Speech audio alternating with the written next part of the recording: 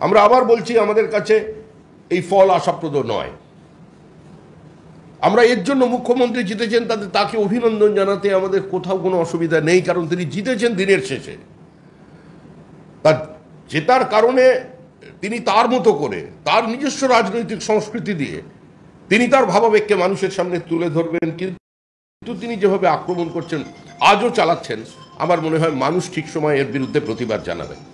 আমাদের একটি পার্শ্ববর্তী রাজ্য উড়িষ্যা,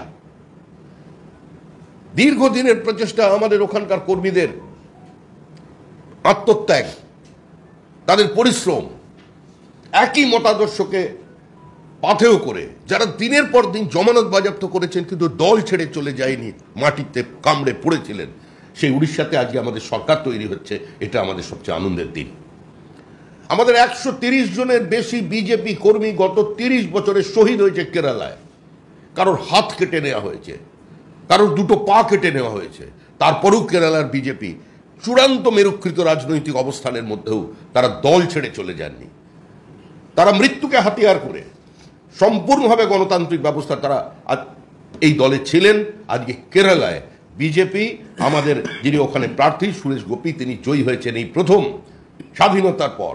তথাকথিত বামদুর্গ, চরম রাজনৈতিক বিভাজন, সমস্ত পোলারাইজেশনকে ভেঙে আজকে কেরালায় বিজেপি এগিয়ে এসছে।